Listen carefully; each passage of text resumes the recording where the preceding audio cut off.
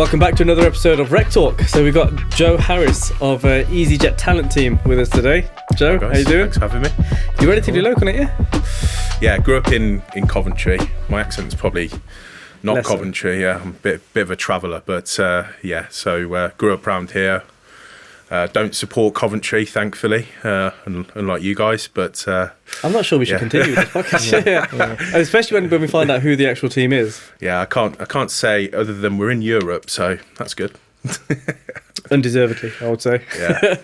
So Joe, you've been in sort of recruitment a good number of years, and most of that's been spent in kind of talent acquisition and kind of corporate HR, hasn't it? Yeah. So last decade actually in corporate TA.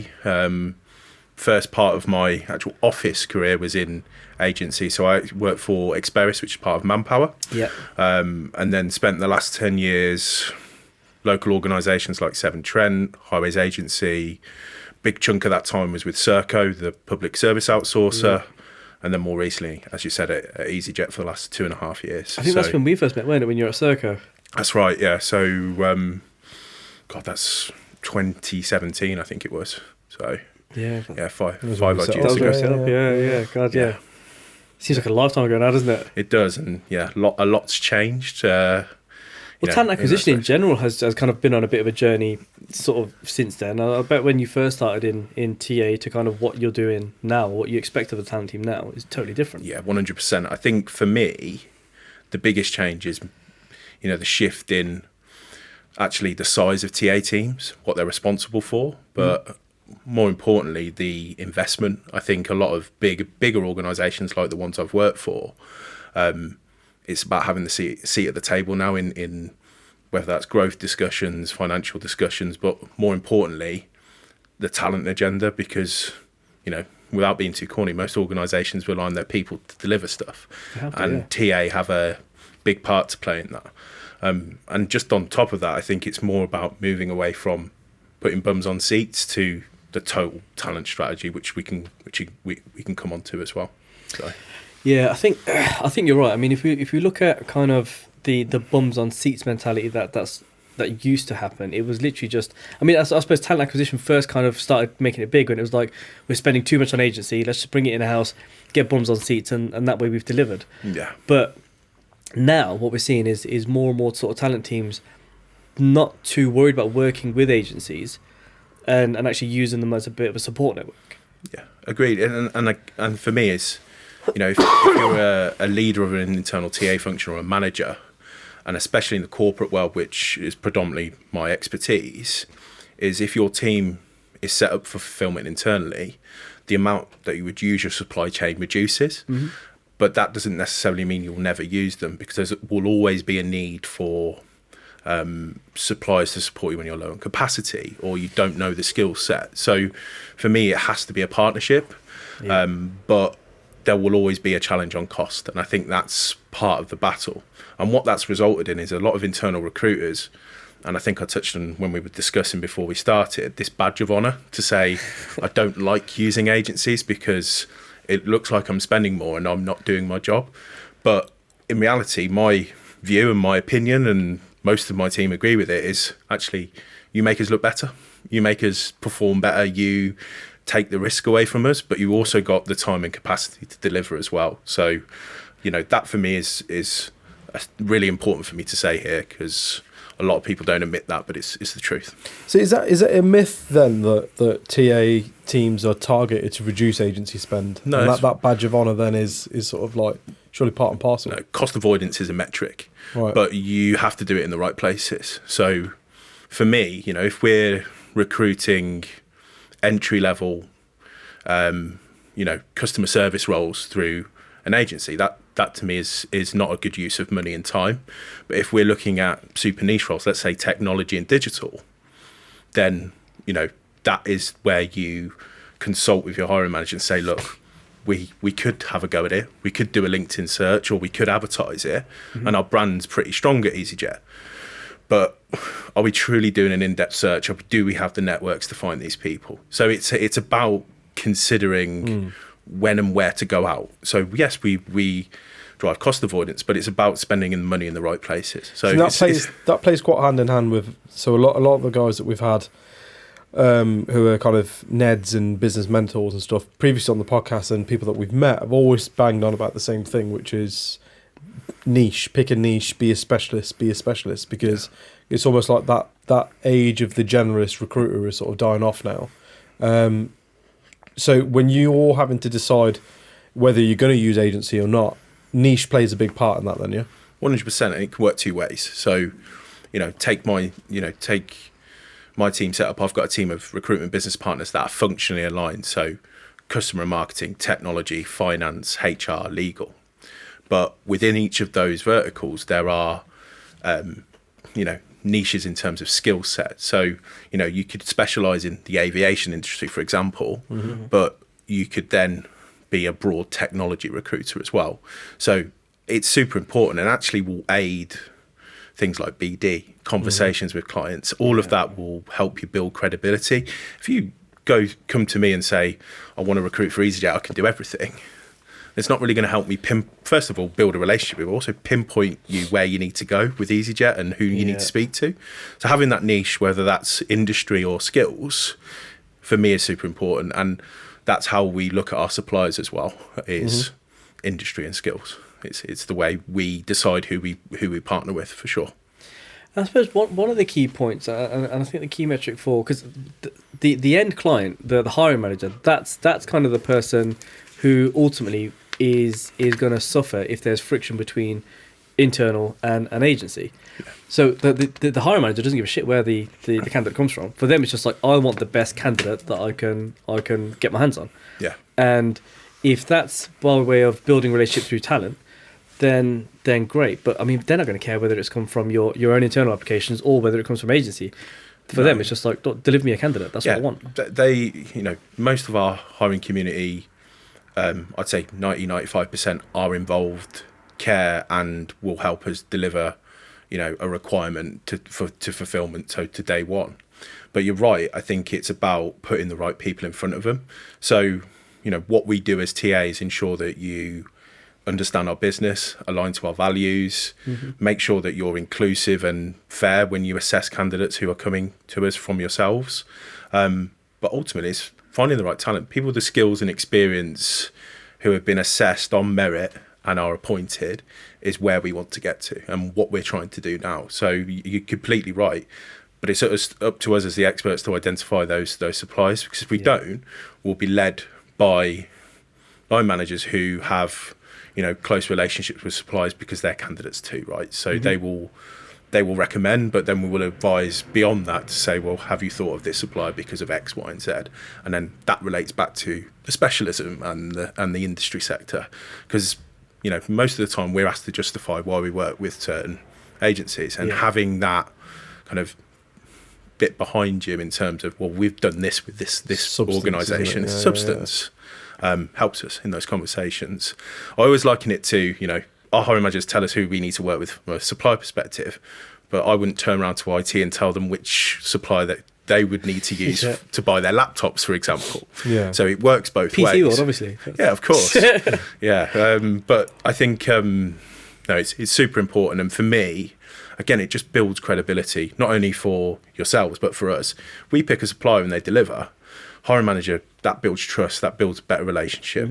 So it's a two-way street, and I think, like I said earlier, I think for me it's about a partnership, and people throw this word around a lot. A partnership is being honest with each other, understanding each other's pain points, successes, but also being open and actually, being quite responsive and speedy with feedback and interview slots, all of the good stuff that you'd expect of a client.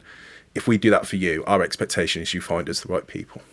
Your commitment both ways is always super key. So having kind of been in talent acquisition as long as you have, why is there, or what are agencies doing then to piss off the talent teams? Because whenever well, it's true. Think about it. Whenever a business has decided to bring in an in-house talent team, immediately as agencies we're like, oh, fuck's sake.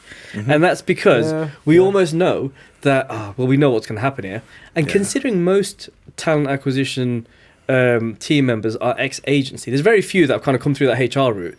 Yeah. But for the most part, they're all ex-agency. So you think you know what the pain points are. You know what as an agency we're trying to do. So why is there that kind of us and them?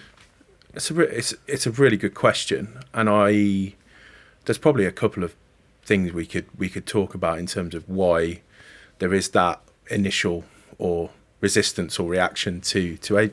So I think there's the first thing for me is communication. So, if you want to speak to a stakeholder, a key decision maker in an organisation, the better TA people will realise that actually looping us in, giving us insight to say, I've had this conversation with this stakeholder last week or yesterday. Yeah. This is what was discussed, but I'm looping you in because I want to have a relationship with you as the TA person. So that would be, first of all, quite simple advice, but it's effective. And actually, TA people will respect you more for looping them in than not, because the frustration will be, we find out through second, third-hand conversations that you're speccing CVs to a head of function. Loop us in, and actually we'll have more respect, and you probably result in more business, because you're only going to one line manager. We own the process for all of our recruitment in the organisation. So I think that's the first thing. But there are bad behaviours, right? I'll be honest, there's sometimes where you're expecting adherence to a particular process, especially on the PSL, and it doesn't happen. Then it doesn't happen again. And then that's where the frustration is born out of. But look, I like to remind my team that, BD is part of a recruiter's job. They're always going to want to speak to people. They always want to find out information. So as long as they're towing the line and keeping you in the loop, then it shouldn't be a problem. And especially if you own the budget centrally like we do at EasyJ, you can just block POs. It's fine. The challenges is when the hiring manager owns the invoicing process. It can be a bit like the Wild West. But most organisations, the pot for agency spend is central. So, make you realise that. If you want to work with us, we're the ones who control the spend. Yeah. Speak to us. We can have a conversation. We can build that relationship. I think sometimes it's the manner in how that's communicated, right? Because what you're describing there sounds really fair in your business and kind of currently where you work. But there'll be people listening to this, and I've experienced it multiple times where they don't even want to start the conversation. I'll spec a candidate who is a very, very appropriate candidate for a live vacancy and loop in the talent acquisition person and go, right, here's what it is, here, blah, blah, blah. Our T's and C's are attached. However, obviously open to negotiation depending on what it is, where you need us to be and all the good shit that you need. And it gets told, it just gets blocked off, right? Yeah. Don't send CVs to our hiring managers. All communication comes through me. And you go, yeah, fair. Right, go on then. So what did you think of that candidate? We're not looking at external CVs at the minute. Yeah. Right, okay. But if you were, do you not agree that this candidate's appropriate? Is it not worth having a conversation with this person? Yeah. No, tell them to apply direct. And I think all of that, but I think all of that feeds back to kind of the issue for me is that talent acquisition as a function is still a very new concept within a business structure. It's still in its infancy in reality. And I think you guys have had to go through a big challenge in terms of getting buy-in from internal stakeholders themselves and not see you as, and I hate to say that, but like the failed agency recruiters that have joined us, or you're just part of the HR function. So there's a big kind of journey that you guys have had to go on to kind of almost earn your crust there and be like, this is who we are and this is what value we bring. But I think because of the journey that a lot of recruiters take to get to TA, which is go through agency and have a pretty shit experience at agency, and they therefore they leave agency with a real bad taste in their mouth, or you guys are just KPI driven, all you give a shit about is placements, all you care about is the commission. So if that's your mentality going into a TA function, then it doesn't matter what agency's reaching out to you, you're going to brand them all with the same brush. Yeah, I think that's probably part of it. That's a fair statement. If I work back, I think the journey we've been on is, well, why would we use TA if we've got existing relationships with our suppliers who know our industry and specialism, as I touched on. Yeah. I think that the example I gave about how we try to operate our team isn't standard, probably isn't adopted 100% by my team, but I'm trying to get them there.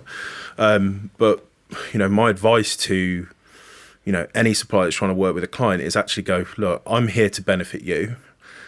Give me a reason not to work with you, and that'll be fair. So the responsiveness, if you spec a CV to a client and they say no, tell them to apply direct. I think there needs to be a balance. I think sometimes you have to say, this CV looks great, let's have a follow-up and talk about our process and how we like to work. Appreciate the reach out. And actually, if the CV is relevant, hits the mark, then my advice to TA people is have that type of conversation. Yeah. It's a much more human way of reacting to it than computer says no, you're my servant, I'm your leader. I don't like that.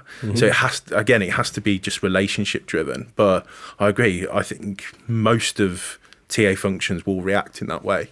I've done it before. I'll admit that. I'll do it to recruiters who do send me CVs on things like mail merge. Yeah. I don't want to receive mail merge CVs. I want something specific, intentional. I want something that will get my attention. Go, I haven't thought about this. I need to tell someone in the business because this person's got this skill on their CV, or the recruiters give me some insight in their conversation with that candidate. Yeah, they've identified something and immediately thought this would add value to Joe, who I'm trying to build a relationship with. Because this is the thing that always gets me is the TA answer is always, no, you've got to build a relation, and relationships aren't forged overnight. Yeah. But my KPIs aren't going away. No, do you know what I mean? I've got my manager breathing down my neck. I need to hit my 7-8K billings this month because otherwise I'm going to lose my job. Yeah. And it's sometimes I think it's as agency recruiters, we need to do a lot more to understand the stresses and pressures that you guys are going through, and the fact that you've almost got to justify your existence within that business. Depending on where the corporation are on a journey with the TA function. Yeah. You guys have got enough challenges, but equally, I think there's also that element of the TA team having to understand that not every agency is the same, but there are stresses and pressures for this person. And what this agency are trying to do is, absolutely, they're trying to make a fee. Of course they are. They're a commercial business. Yeah. No different to the business that you work for. Yeah. The difference is that this person's kind of ability to do that hinges on your willingness to want to engage one way or the other, right? I think the challenge that I think I would see from a TA point of view is I speak to so many different senior leaders and hiring managers within businesses, and very few of them have a good thing to say about their internal TA team, because it's almost like we have to do that. That's a process that we have to go through. There are a handful, for every, let's say 1 in 10 would be like, no, look, our internal team are looking after that, go through those, that's it.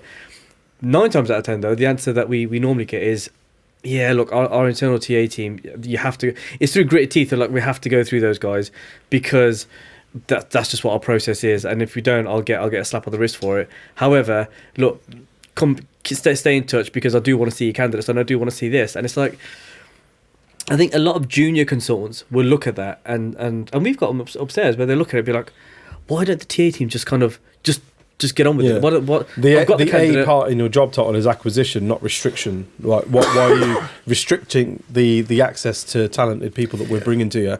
But again, it's understanding the kind of the bigger picture, isn't it? Yeah, and understanding the bigger picture is, if you spec a CV to me, I'll then, for me it would be, all right, you've done this, but this is the bigger picture at EasyJet. We, deliver X amount of roles direct. Therefore, this is the window of opportunity for you. But actually, the CV you spec me, we get those in abundance. Yeah. So next time you do it, focus on these skills. But that conversation isn't happening. No. That's but the also, problem. then if you did that conversation with everyone who spec'd a CV to you wouldn't get much else done that week. No, but also Correct, agencies, right? Yeah, let's be honest, totally because agree. There's what, 38,000 recruitment agencies out there. Yeah. I would hazard a guess that most of them know who EasyJet are, and therefore are going to be like, no, I've got access to great candidates. I got after this podcast, expect a load of specs coming in. I did change my number recently because of that reason. But the problem is as well, though, is that there are consultants out there who just won't listen. You'll send. They think they know better. You'll send a spec. No, look, try and focus on this if you can, Sean. Okay, no worries. fuck him, I'm still going to send that same finance analyst over to the finance manager, or I'm still going to send that same I know better. Yeah, exactly. Yeah. And you will, and I There's think a lack of respect on, I think, both sides. You've got agency recruiters who quite often will look at internal recruiters as failed recruiters and be like, well, what do you know? Yeah. I'm going to spec it anyway. And then you've got internal recruiters who look at agency recruiters as just aggressive, like sales focused fee chasers. Yeah, like the both kind of, are true, but also untrue. Yeah, that's right. Yeah. Well, again, it's a balance, right? So for me, it's about, if you are starting out in recruitment, like we all did in this room, research your market, research your clients, do as much as you can. So it kind of, if you get into that conversation, you can be credible. I think that's key.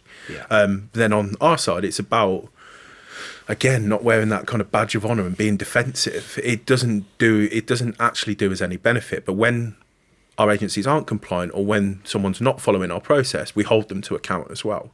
And again, it's a balance both sides. There's not kind of one answer to it all. No. And that's the challenge. And I think, that failed recruiter statement, there's a lot of people out there that enjoy delivery versus BD, and I went into RPO because of that. I'll admit that early in my career, I went, right, I could go into an RPO, be a delivery consultant, but if you're good at that, then why not pursue that, right? And vice versa. I know some really good people at BD. There's people sat in recruitment agencies right now who hate BD. Yeah. But will not move to talent acquisition out of fear of being called that statement of failed but you know, recruiter, which I think is really shitty. Really, there's other routes. Like I said, the RPO route. There's those. There's a lot of organisations that have set up more recently who parachute into a corporation, deliver a project, and then so like a project RPO type business. If you like delivery, there's the opportunities. Do you know where I think the entire kind of us and them thing started was when TA teams were introduced. I think the way that message was cascaded down was totally wrong, which is like, we're doing this to reduce agency spend. So straight away, what you've got is kind of talent acquisition going into a business with the mindset of, I have to reduce agency spend, so that means I have to deliver this. And agencies hearing, well, they're cutting my legs from underneath me because I used to make X amount of money out of this account, and now I'm not going to. And you hit a point earlier, which is about talent acquisition being in their infancy still. And I think so. The metrics, have time evolved. to hire, cost avoidance, how many aged requisitions do we have that we still need to fill over the next 5 to 10 years? It will be quality of hire, cost per hire, not cost avoidance. Have we found the right individuals that have improved us commercially, financially, culturally? They will be the measures as time progresses. And the wording of it's really good. It's cost avoidance. It's what haven't we spent, not what have we spent. And you're right. I think we need to get out of this. We need to, saving money and driving efficiency is great for any organisation. But if you're doing that at the detriment of the quality of talent you're bringing in, what's the point? Well, you think about any other kind of supplier relationship into a business, right? Whether it's your procurement team or whoever that deals with it, if they're going, right, we talked about like computers earlier, right? So, okay, my IT department need to buy 1,000 new laptops. PC World. Then, just PC World, right? No, but you're not going to go for the cheapest one. No. You're just not, are you, right? And if you've got a procurement person who's purely focused on cost only, that person's going to get it wrong because you're going to end up buying a load of crap. But for some reason with recruitment and with people, we kind of focus on the cost bit more than actually the quality bit. Now that could be because it's harder to sort of measure the other metrics. We brought in Joe. Yes, initially he cost us X amount more than what the previous person was costing us salary wise, or we had to pay an agency fee of this amount. But actually look at what he's delivered. He did this, he did this, he did this, he reduced this, he increased this, engagement went up, this went up, that went up. All of those things are so intangible. Whereas with a laptop, you can very easily be like, we bought this for this much, and this was the direct response off the back of it. Yeah, and I think that cost per hire metric, the equation for that will aid some of those conversations. So, how much does a vacant position cost the business? How much does training and development cost in the first 3 months if you've made the wrong hire? Because if you invest all that money and that person leaves the organisation, you've got to do it again. So the quality of hire and the way we assess and select people in organisation, it will become more robust. It will become more fair and consistent, but it will become more robust because of those metrics. You almost want to change the wording. So rather than actually thinking about it as a cost per hire, it almost needs to be like a value per hire or like an investment per hire, based on kind of, because you've got to look at yields, don't you? You've got to look at, okay, well, I've brought this person in and okay, they cost me the salary, the agency fee or whatever else. But actually, how much do I get back off them? So I think you almost need to look at the metric in reverse, rather than looking at it as a cost, looking at it as an asset, really. Yeah. But how much focus is on how long a candidate stays within a business? And when did that conversation start happening? It's more recent, I'll be honest. I think it's dictated by industry. So I've worked in... Because I could buy 1,000 laptops for 50 quid, but if they're only going to last 6 months... You get 1,000 laptops for 50 quid and they last 6 months, I'll give you the fucking 50 quid back. No, but like, do you know what I mean, right? Are they Fisher Price? They don't do anything, sure, make noises, but but do you know what I mean? Like the conversation seems to have only just started. We reduced agency spend by 4 million quid. Yeah. Well, that's great, but you've also hired 3 times the amount more because the people you've brought in haven't stuck. Yeah. So, Joe? Yeah, I think the cost of retention, development and recruitment of people is a massive expense. So that's why it's been more of a recent conversation. And, across certain industries and, the pandemic, we've gone into a phase now where in our industry, a lot of organisations have either not here any longer, recovered, and now in a growth phase, become a lot more important rather than filling vacancies and getting people just to do the job. It's about, can we bring in people who can transform the business, change makers? So there's a lot more focus on the quality of people we're hiring rather than we've got a vacancy, let's fill it, especially at the more mid-senior leadership level. On that as well then, because there is obviously a real hot topic at the minute, is generational kind of culture. So you're talking to sort of your millennials versus your Gen Zs and Gen Xs and all that sort of stuff, because there are things that motivate each generation in totally different ways. So is that a metric then that you think talent acquisition is going to start looking at in terms of, right, do we bring X amount of this generation in, do we bring X amount of millennials in, or how do you even recruit for that metric? It's a good question. I probably think more broadly on that. So we and I like to think be inclusive first, and that will drive equity and diversity, especially when you're trying to recruit. So make or sure be that exclusive. Yeah, everybody's not good enough. prove to us that you are. That would be tough. I don't think we'd be flying any planes. Elitist. Yeah, elitist. So it's about that inclusivity drives equity, and then that will drive diversity. From an attraction and selection perspective, that's fine. But then that needs to be applied to development, environment, how management styles. But also, in order to do that, you need to develop your people managers to understand those different generations. Because if they don't, and they'll treat everyone how they treated someone when they first started their career, let's just say 15, 20 years ago, it might not work with those individuals who are just starting to come into corporate life or the workplace. Organisations need a big focus on early careers. Talent pools are shrinking. There's a real age gap in certain specialisms. IT and data, engineering, especially in our organisation.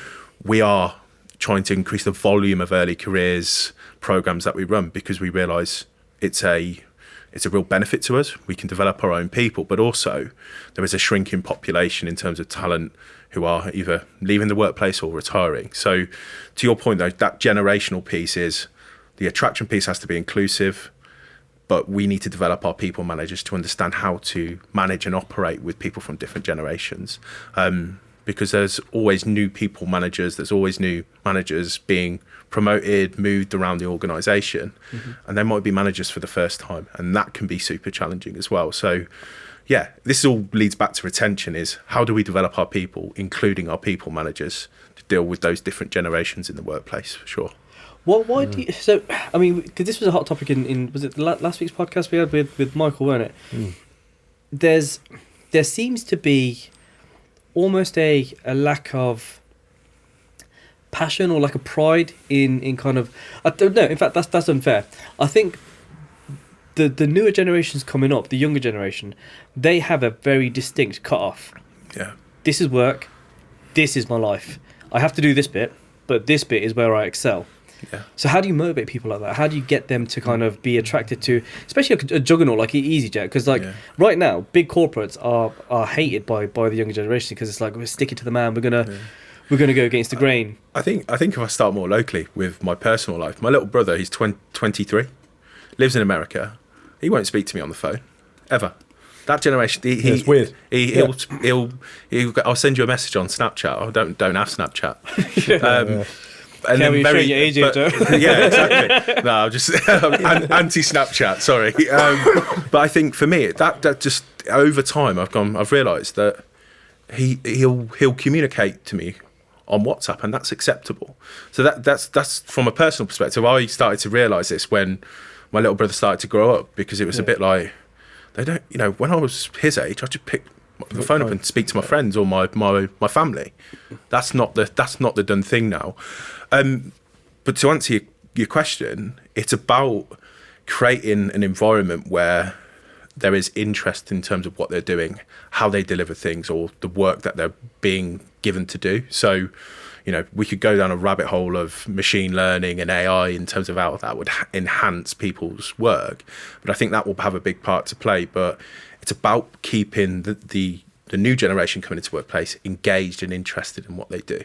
And that is completely different to when I started working in terms of what we actually do day to day, but also management styles.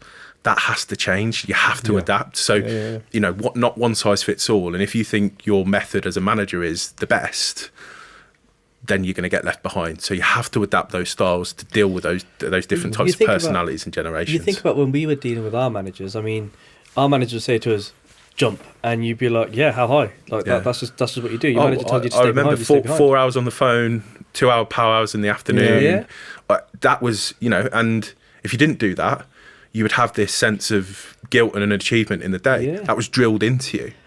I've not been in the agency environment for, as you know, a long time, so I don't know whether that still happens. It might do in certain organisations. In some businesses, absolutely. And then there are others, they just sort of look at how it gets done, just do it. But in one way, it builds resilience. It builds, strength of character and that tenacity to go and do that work. And it's not just about the call times. It's about that training. It's about the do's and don'ts, but accountability. I think that's what it breathed into me, was you have to go above and beyond to deliver. And these are the fundamentals you do to get there. To play devil's advocate though, why should I? You're paying me a salary to do 9 to 5. So long as I deliver, who gives a shit? Like, why does it matter if I'm on the phone for 2 hours or 4 hours if I'm delivering the same thing? Agreed. Do you know what I mean? Why does it matter if I leave at bang on 5 o'clock if the work that I'm doing is the right level? And if you look at the agency side, I mean, we have KPIs for our guys, but actually, if my guys are billing and they haven't hit their KPIs, I couldn't give a shit. Like, you're delivering. Yeah. But the KPI question comes into play when they're not delivering, right? Yeah. So it all goes back to fundamentals. So, if those individuals you just give an example of, if their billings start to drop, you're going to refer them back to the fundamentals to then start delivering again. Mm-hmm. So there has to be a core fundamentals for people to deliver. But if they're efficient and clever, the thing is that the game's changed though, right? So the fundamentals that we worked to, they worked in the early 2000s to the mid 2000s to maybe the late 2000s, but they don't anymore. Yeah. Because LinkedIn's a much bigger thing now. Personal brand is a thing which never was before. Individual marketing, outreach, automation. The game's changed. Yeah. And yet, if agencies are out there still giving people the 4 hour target times, the 50 BD calls and 50 candidate calls, go broader than agency though. No, but that's what I mean. So but if we that goes back just to in my our point world, is we need to adapt to those. And those this styles. is the point, right? Yeah. So it's sort of like we've gone out of our way to encourage and develop these free thinking question things. Don't just accept things that you were told like we did. Yeah. And now they're coming into the working world, and we're like, no, Stop free thinking for yourself. No, Stop questioning me. challenging me. It's how do you do that with a framework? Is probably the best way to put it. Yeah. So give people freedom, but there's still a framework. Operate within these. Operate within those parameters. And you're right. You know, God, 13 years ago, I would have never wanted to video myself and post it online, or you know, have various social platforms where I promote myself on. But it's all about brand, and you know, that person looks really happy in their environment, and they're talking about, you know, how good their life is at this organisation, and they're wearing a nice uniform.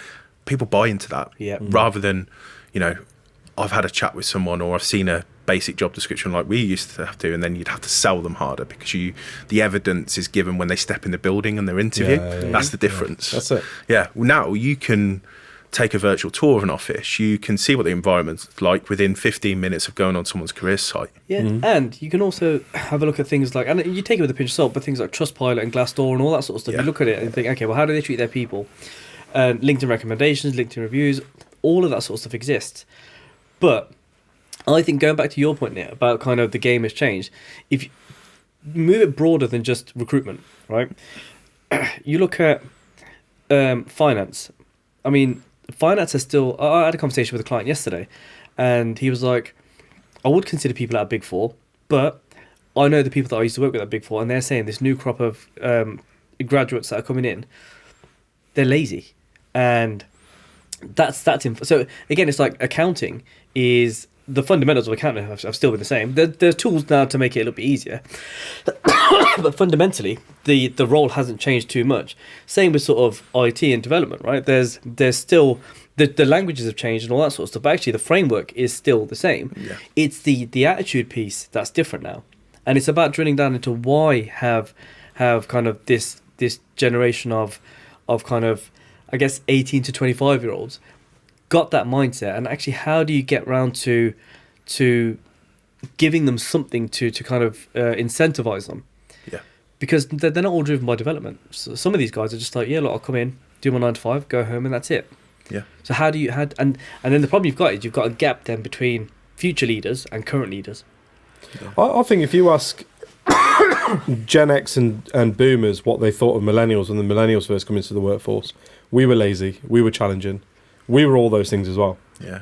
Every generation blames the next one. Oh, they're not the same. They're not like us. You think we're just old and grumpy? How many times do we get it? No, we used to get it all the time. Oh, you don't know a hard day's graft. You've never done a hard day's graft, though. Sat in front of your computers, tip-tapping away. You don't know what it's like knocking door-to-door sales. That's proper sales. And now we're like, no, you don't know what it's like dialing the phone 50 times. Well, that's proper sales. It's just the evolution of the working world. We look at the technology they've got and we go, you don't know what's hit. You wouldn't know. You don't know what hit us.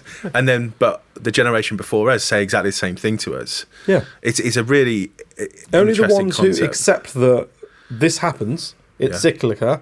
They've got more technology available to them. Therefore, in our eyes, they don't have to work as hard. However, if we can maximise the use of the technology that they're very used to and comfortable using, and get them using it properly, these guys could outperform what we were doing.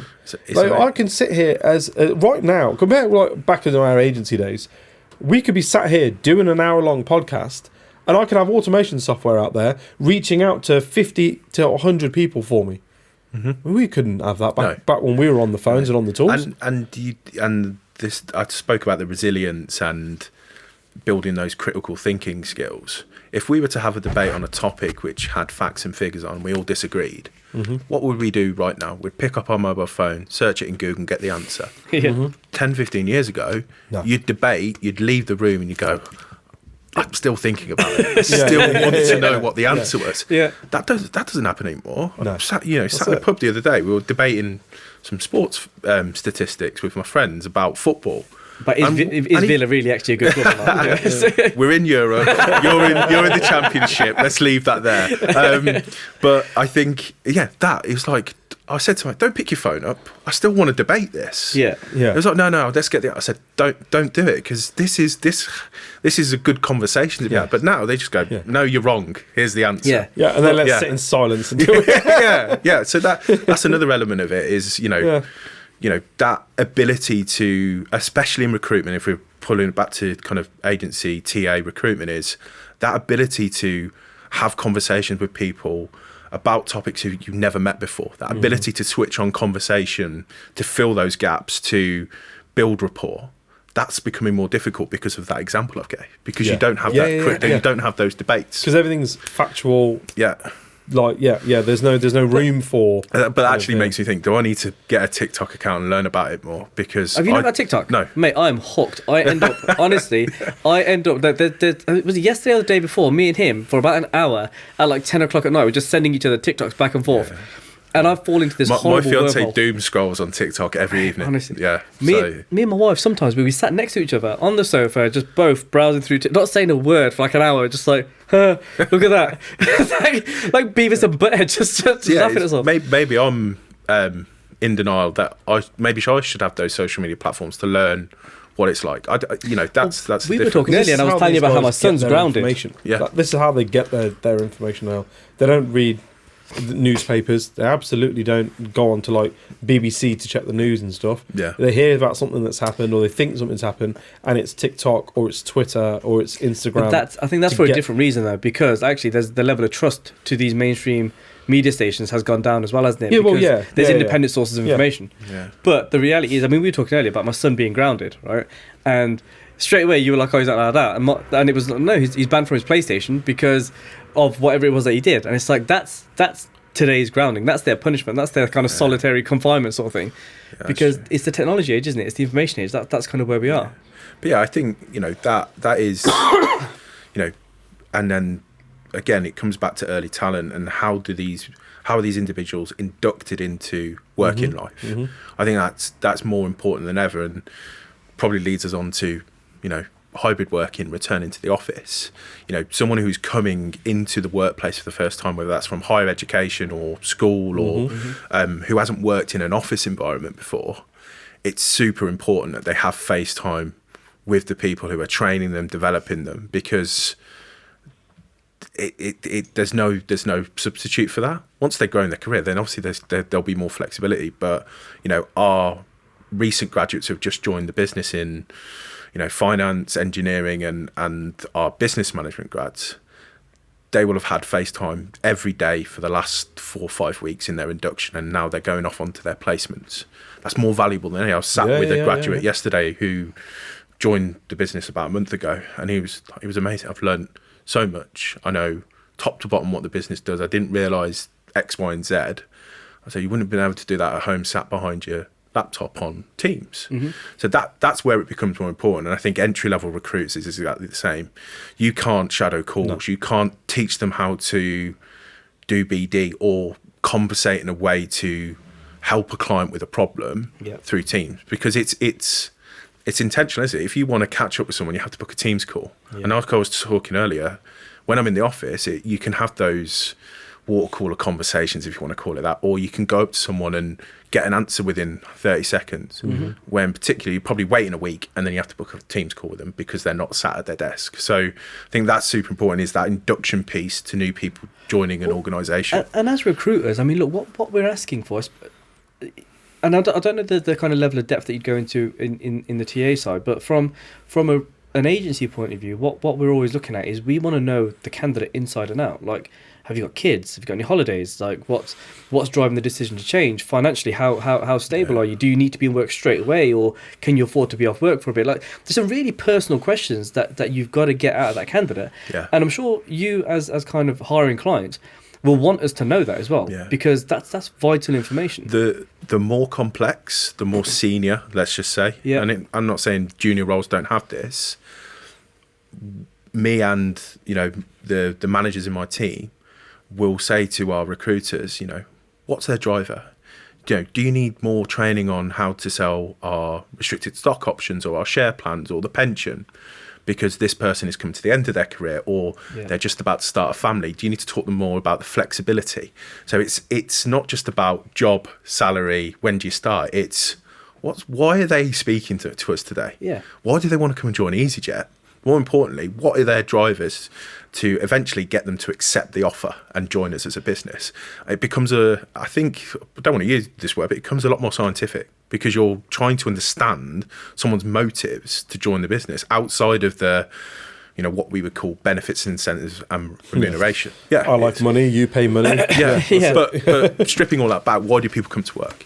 Yeah. The bottom line is to live and earn a living. But if you can have fun and you can be in a culture and environment that you enjoy and you're part of whilst doing that, that's why people join organisations. And this is it, which is why, certainly in like the post-COVID recruitment world, culture is a massive thing, isn't it? It's a big thing for candidates at every level. Yeah. From graduates all the way through to kind of C-suite level. They're like, yeah, but look, I need to understand what the culture is. I need to understand kind of what direction is the business going in. Yeah. How do they treat their people? What's their hybrid working model? What's X? What's Y? Yeah. And they want to know all of that just as much as you as a business want to know their drivers and their motivations. Yeah. I've not come in for an interview today, right? So I've walked in the building and most of your team have come up to me, met me, introduced themselves, and that's what I would have expected anyway. But that, within 5 minutes, I can tell how people are interacting with each other in your office and how they're treated. And I think that it's first impressions, right? Yeah. So if I'd have walked in here and only yourselves come and spoke to me and everyone else was sat in the office working upstairs, I'm going, hang on a minute, I haven't just come here to speak on here and catch up with you guys. I'd like to interact with some people you work with as well. Mm-hmm. That's a big sign. So from in our head office, from the receptionist to whoever you meet, it's about those interactions, and you can tell pretty quickly if the environment's right and the culture's good. And I think for us in the airline industry, we reflect our customer base, and that's super important. So it's about, being engaging, being challenging, having open conversations with people, and actually being quite honest. So, yeah, the cultures of organisations, that's what people ask about now. What's the culture like? And that is sometimes very, very hard to define for agency recruiters, because 9 times out of 10, you've picked up a role on the phone. Yeah, you haven't been to the office. We don't know. You haven't floor walked. I can tell you that TA team doesn't like me. That's all. They have a very strict PSL. That's all I know. It's reviewed every March. If Joe Blackball PO, I can tell you that. If that's the EVP or so, I'm concerned. But I think to my point, it's like how many times are recruiters going, I want to come in. I want to just, even if it's for 15 minutes, walk me around the office. Yeah. So then when I get back to calling candidates for you the following day or in the afternoon, I've been there today. Everyone's got a smile on their face. There's a buzz about the place. You spoke to Ben earlier, and Ben was telling you about the client visit we went on yesterday, and he was like really descriptive and kind of quite passionate about it's really easy to sell this business because I've seen the culture and what they're about. So actually, as an agency and as an ambassador for that brand, I can go out there really confidently and say, this is why this is a great place to work. Yeah, it's not just, I always say this to my team as well, and share as much information as possible with your suppliers and your candidates. So not just a JD, but an org chart, a brochure, anything that will aid a conversation that you would normally have. You need to share that information. Obviously, so many don't do that. No, you just get a list of requirements, not a shopping list as well. Oh, I actually can tell you who reports to you, what their job is, or I can tell you that this is their company's history. This is the journey they've been on. Mm-hmm. These are their values. These are the behaviours, and I can talk you through each of them because I've been shared the information. But then if I share it with the likes of yourselves, you can come back and quiz me on it. What does that actually mean? I can go into more detail rather than going, I need a project manager to do this and this. Find me someone. Goodbye. See you in 2 weeks. Yeah. Then go, we interviewed your candidates. Not quite a culture fit. There you go. What the fucking culture is? You didn't tell me. So that for me, I didn't ask. So that for me is important. And I think as much information you can share, being open. I think that's both ways. That's really key. Do you think a lot of that is driven from like the post-COVID to sort of really last year, where there was a big boom in the market? Agencies were making hay while the sun was shining because the recruitment relationship was really transactional. It was easy to get onto PSLs. It was easy to work with clients. Because we need people. Yeah, we need bums on seats. Really. We need people. Find us people. And we've got so used to kind of having 2 years of just like place. Yeah. And now it's like, what do you mean you want me to have a conversation with a candidate? Normally all I do is just send them a JD. They say, I ping the CV over, and that's it, right? Job done. Yeah. And I think that's why we're seeing a lot of people leaving the industry as well. Yeah. Because there's a huge boom in people leaving the industry. Yeah, there is, And I think what they've had is 2 years of really kind of easy recruitment. Yeah, and now it's getting challenging, and they're questioning whether they're any good at it. And from our perspective, what has been and really interesting is TA people are now being asked about their sourcing capability more than ever.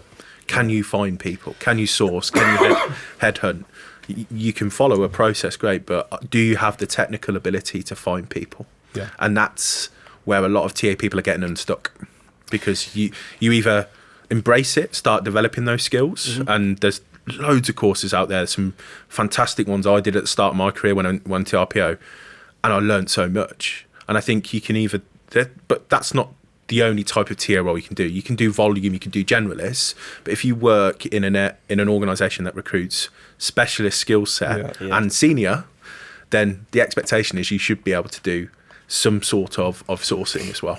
But that's where hiring managers have really kind of liked working with agencies, because as a general rule of thumb, they've been specialists, right? They've got the sourcing capabilities, they've got the big database with all the candidates in there, they've got the job boards, they've got all the stuff that they need, all the tools.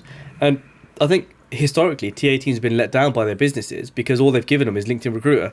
Go and find some candidates. Go on, you got LinkedIn Recruiter, go find them. And you know what? Up to a certain extent, LinkedIn Recruiter is the platform where we do most of our sourcing from, where we get a lot of our applications from, because that's the market we're in. Yeah. If I take cabin crew and pilots, for example, we don't really get applicants from LinkedIn for that skill set, because that's not where they dwell. Yeah. Nor do engineers. But for most of us, but let's be honest, I'd love to have, the option to have 3 or 4 more platforms to recruit tech people, for example. Yeah. But is the return on investment to get a new tech platform better than selecting the right suppliers to deliver that for us? Precisely. That's the argument. That's the question, isn't it? And for me at the moment, the jury's out on those types of platforms, because what I see in terms of return on investment is similar to LinkedIn.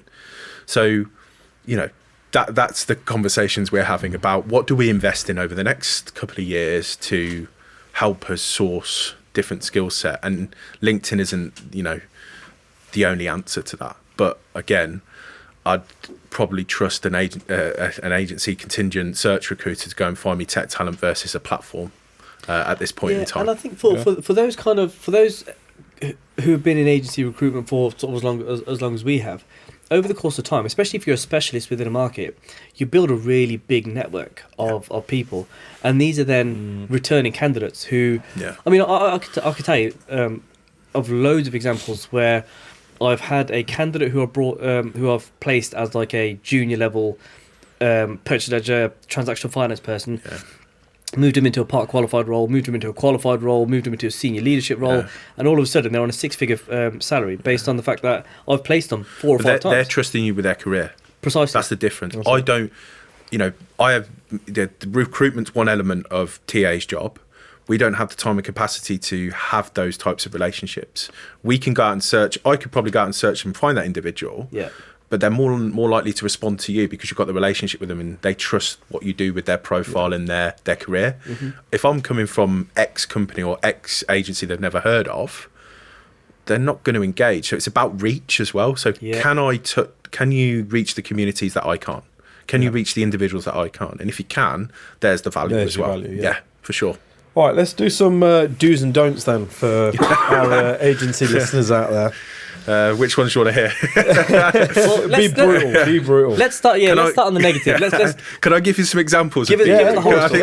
Let's have some fun with it. So me and especially my business partners in my team have what I would like to call a running commentary on some of the BD we get during the week. So we talk about it in our catch-ups, and interestingly, there has been some quite, I would say, rogue and quite humorous ways of BD. So first example I give is we get an email from a recruiter saying, my CEO's seen your career site and he's told me to email you. So that's the first one. Nice. So I didn't want to. So like, if your CEO was Steve Jobs, I'd be all over it. But or another CEO of a big corporate. I realise Steve Jobs is not right. I realise as I say that now. But you get what I mean. And I think that to me is quite lazy. There's also the one where they email you, you don't respond. They email you again with 3 options. So you're not interested. These, Now's Please not book the a right time. Yeah. Or the third one was you fell over off in the your cliff, kitchen and you need me to call I fucking hate that. the emergency services.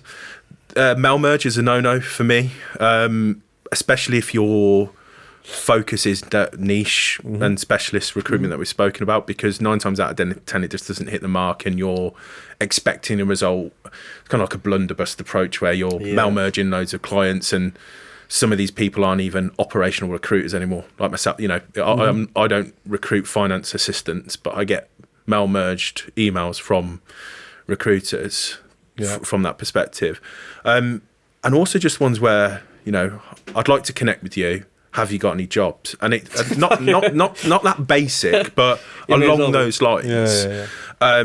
Going straight in for the kill. Exactly, and I think name dropping when you haven't spoke to line managers as well. That infuriates me because it makes me look like a fool as well. If I'm going, oh, such and such said he spoke to you. No, he hasn't. So I think that's some poor behaviours, but that's a real minority.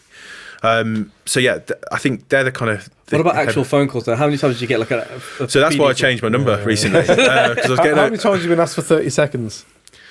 That's a good question. In what context? There's a sales pitch. Like, have you got 30 seconds, or would you like to hang up? And it's like, okay. I mean, you've obviously gone to the Benjamin Dennehy School of fucking. Interestingly, sales. I think I kind of, you know, from just speaking personally, the people I want to speak to have their name and number saved in my phone. So I'll know who's calling me 9 times out of 10, right? So if it's a random mobile number, I tend to just drop them a text back and go, who is this? What's the call regarding?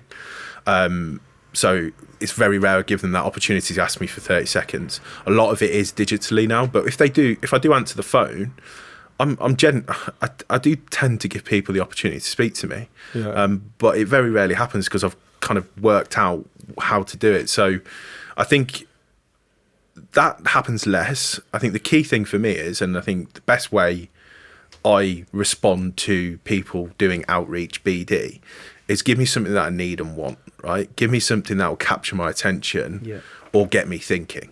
So, you know, if I relate it to my industry, tell me what the other airlines are doing. Tell me what the other low-cost carriers are doing. Tell me what technology they're implementing, or forget the candidate CV, because that will come in the further in the discussion. Give me a problem that we don't know already that we probably need to address from a business perspective, because that opens. What if it's something you do know? That's fine as well. Yeah, do you know what I mean? Like, but you're kind of like, fairs. But you it's could good go, that you know that. Yeah, we know you're implementing dynamic CRM. Let's just say that's an example, right, in your business.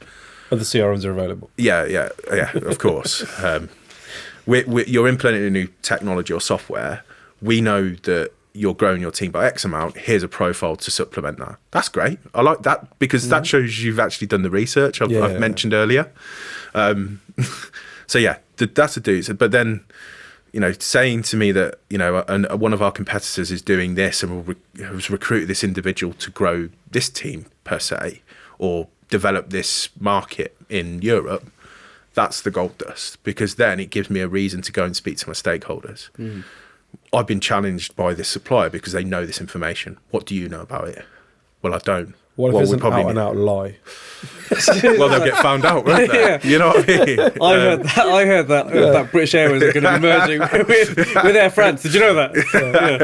I think, to be honest, I think I would go and find that out very quickly. That's starting rumours we don't want to start. What about the do's then? What do you or what have you seen? I think recently where you've been like, oh, I like that. I think I love in terms of working with suppliers, so the BD part, that's my advice. I think working with suppliers is, you know, having the honesty to turn around to me and go, you know, it's always the same thing. It's like remuneration, profile, JD. If you say to me, you're not paying her enough, the amount of times I've heard that from our supply chain, I could probably buy another 3 or 4 houses. The key thing is what do you mean by that? Is it base salary? Is it because of the location? Is it we don't offer enough on the bonus? Is it because we don't offer private medical? Whatever it is, quantify it. So then I can turn around to this and go, we've got a problem here. We've been trying to recruit this skill for ages. We don't pay enough, but also 5 out of the last 10 candidates who we've tried to get through a recruitment process have not gone because of this reason. So it's such a anecdotal and broad sweeping statement. You're not paying enough. Give me the detail. Is it 10%? Is it 20%? Is it 15%? Yeah. Give me the detail. I don't get a company plane. I'm annoyed about that. Yeah, I don't. We don't have first class on flights, unfortunately. But yeah, the detail is important. So that honesty is really good. I think, again, looping us into communications. I don't mind you speaking to line managers, as long as if there's anything that's been discussed that's important or would be valid for me, drop me an email after or loop me into the conversation. And it's a respect thing, isn't it? Yeah. And the biggest bugbear for me is the requalification of salary expectations. Cover sheet at the start of the process could be different at the end of the process in terms of expectation, because they've seen the company, they've been through the interview steps. They might want 10, 15k more, or they might want more flexibility when it comes to working arrangement. Well, things in their organisation could have changed. Requalification of the candidate through each step of the process, you'd be surprised how often it doesn't happen. That for me, so that shows me, right? I would love, it's not going to happen. Right, you got your final interview for your candidate tomorrow. If we offer them this, do you know they would accept it? Have you requalified them? And if you go, yeah, I know 100%, we've spoke about it today, we've given them a scenario that if you were to be offered this role, would you accept at this level? That to me is music to my ears, because you can go in, the interview complete, you call your manager up and go, you like them? Yeah, well, we know if you offer this, they're accepted already. Yeah. There's no back and forth, it's slick, it's done. Yeah, it's arming you with information, isn't it? Yeah. Whereas we say this to our guys all the time, just we call it trial closing. Keep trial closing them throughout the process. Right, now you've been there. Now you've been there. You've had your interview. But like I said, you'd be what's surprised. changed? Now you know what they're expecting. Yeah. To go there, to work there, to do the job that they want you to do. What are you now looking for? Yeah. And what would it take to get you over the line? Okay, and if it's this much lower, would that be a deal breaker? And what if it's this much? Where's the parameters? Give me something to work with. Because the perception is, if you don't do that, we think as TA people, you're trying to maximise your revenue. Of course you do. Yeah. That's the perception we have. Yeah. So if you're coming to us and telling us they want more money because of this, this, and this, thank you. That's You've really good context. Yeah. When we get after the final interview session, we do feedback. I can give this to the manager. Not we finished the interview process. We've got an offer. 10 grand more. Hang on a minute. We want 10 grand more. Hang on. You didn't tell us. Yeah. I normally qualify that with candidates that I work with right at the start of the process, which is like, listen, going into this process, what are you looking for? Even if it's over budget for now, just tell me, because if we get to the end of this process and at the end of it you're like, I want 10 grand more, that's not going to fly with me, and we're going to sit there and have a conversation as to why that is the case. In the same way that if I put a candidate in front of you at 80k and then you come back to me with, I mean, they were good, but we're going to offer 75k, that to me is like, well, Joe, look, we knew going into this process they were 80k, so why are we coming in? So lowballing is an interesting topic, because I imagine it happens quite a lot. Yeah. So there is an interesting thing around this. So again, it's reverse. If we don't give you context as to why we're offering that salary, you're going, hang on a minute, you're not listening to me. But if we go, right, we've interviewed them through a couple of stages, we've identified this gap, they need to get here, and this is why we're offering this salary, it's more justifiable. I mean, it's not great, let's be honest, but at least you've got context. Exactly. So when you speak to your candidate, you can go, they're offering this because of this, this, and this. How does that sound? That's where the difference is. And I think that's some of the problem that we have as TAs. We don't give you that information. We know we want A, but offer him 75 and see what happens. Yeah, that's what happens. Because by and large, the relationship's always quite transactional. You know what I mean? And actually, between the internal and the agency, it's almost like it's a respect thing. Yeah. The agency won't give the TA the respect of, look, this is where the parameters are. It would just be, no, they want this much, and vice versa. Quite often the internal will just be like, yeah, we're offering this. Well, the flip side of that is, as agencies, we hear a lowball and we're like, that 5k for a business like yours isn't going to break the bank. Like, I don't understand. Like, you're not in terms of agency fee. You're probably talking it's about 500-600 quid. Do you know what I mean? So it's not bank breaking for us. But the fee's not the reason. No, it's getting the candidate over the line. And the higher, So in my instance, agency spend budget is centralised to the TA team. So the hiring manager won't doesn't see or understand what those fees mean. Yeah. And it goes back to that thing all. around, it's about getting the best person, no matter what it costs. Yeah. But the TA are there to manage that cost effectively. So they don't see that. That's not what they're doing that for. 9 times out of 10, they're doing it because they've seen something through the interview process and they don't want to pay the full range or something. So they... Yeah. So this candidate on paper looked like they were at this level. In actual fact, the rest of my team who are on this salary banding, that's more where this person fits. But that's what you need to be told, right? Yeah. So I completely agree with that is a challenge. You know, if I was in your shoes, I'd be going, well, why? What's the it's a reason? transparency thing, isn't it? Yeah, and I think also it's a case of being able to have the ammunition to go back to the candidate with, this is why they value you. It's not like, because again, a lot of candidates feel undervalued when they get an offer that comes in low, and it has a almost it sours the kind of experience, doesn't it? Yeah. Whereas if you can go in there with the information of, look, they really like you, but actually, if you were to look at the criteria that you're missing, we could get other candidates within that process who are also at that budget level. Yeah. So actually, they're doing you a favour here. Yeah. So for me, it's that. I think, you know, it's just, it comes back to those open channels of communication. It's not complicated at all. No. I think we as humans we complicate it. Yeah, we're the ones complicated it. Yeah. Absolutely. I think that's for me is the biggest thing. But like I said, I think as time evolves, it will become more apparent that we need specialist recruiters, whether that's specialisms or industries rather than generalists, because the generalist recruitment will there's a continue move to be to this in delivered the agency world. There's already a move to this, which is kind of be niche but be super niche. Yeah. Like, you know, if you're going to be a tech recruiter, that's not a niche anymore. Yeah. No. And don't be geography that. agnostic either. I think you don't need to be now, do you? Yeah, and that's for me, that's quite traditional. I mean, we have suppliers who we work with who are like, well, we know everyone in the home counties. Great. Well, we recruit outside of the home counties. Yeah. We're an international business. Yeah. So, Brilliant. What's next for TA in your team, and what's kind of give us some good insights that people are going to like? So for me, it's about moving us away from being reactive and filling vacancies to being a lot more strategic in how we operate. And what I mean, strategic or strategy gets bandied about a lot, but what I mean by that is workforce planning, future-proofing our resourcing needs. So, you know, if we ask someone in the TA team what we're going to be recruiting in 12 months' time, we have the information, we have the insight, we've had those conversations to understand that.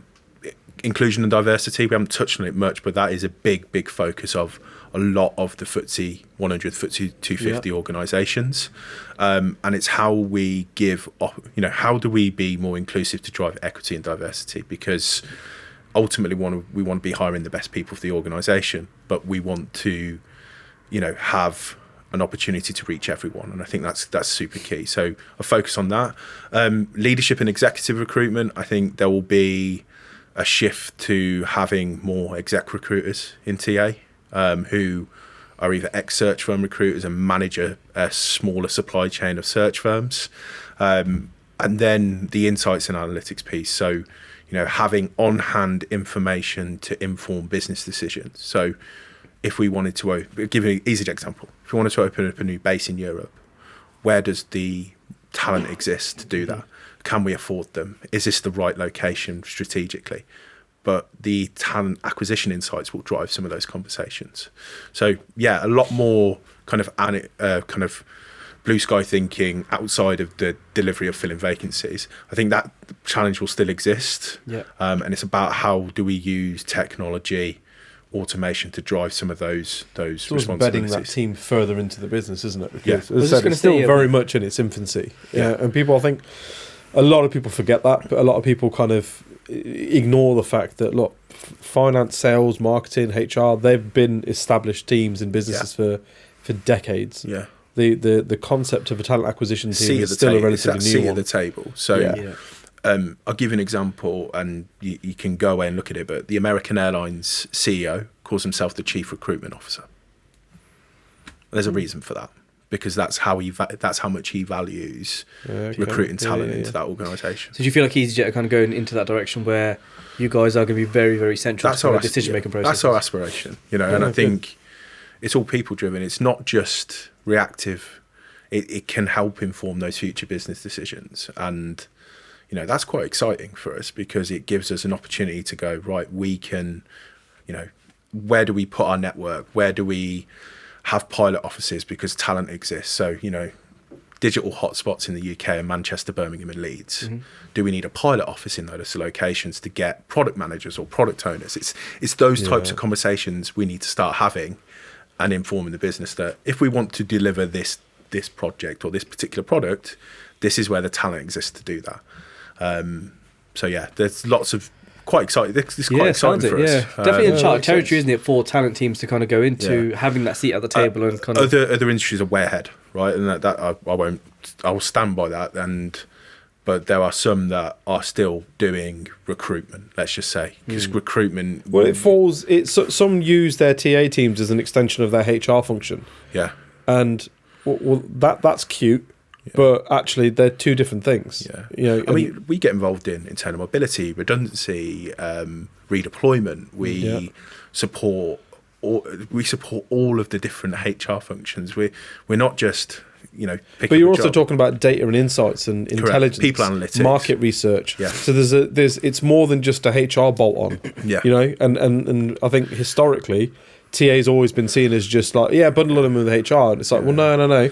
They have their own, as you said, seat at the table. And, we touched on the other generations earlier, and I'll probably, finish on this, is marketing, social media has to be one of the, not just a side activity for a TA person, but it has to be part of your day-to-day.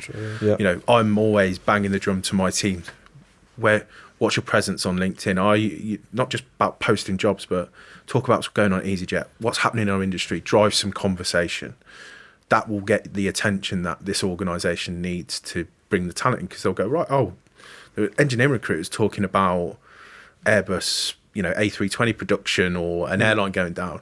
I want to have a conversation with the guy, because it looks like they know their subject stuff. Matter Subject matter, yeah. So that's super key as well, is not just posting jobs on a job board, it's what insight can you give, what information can you provide. So do you think you'll start seeing a rise in kind of things like talent business partners or not business partners, talent business analysts? Non-recruitment roles is what I would say. Yeah. So doing those talent acquisition elements I spoke about, so not filling vacancies, but getting to know your business area and then translating that into a workforce plan which you recruit from, insight and analytics to form future business decisions. Yeah. Exciting times. Yeah. Joe, thanks very much for coming on. That's a good place to finish. finish. Great having you on. Shame that you support Villa. But Perfect. Look, appreciate your time, mate. Thank you. Yeah, thanks a lot. Cheers for your time, man. That's been good.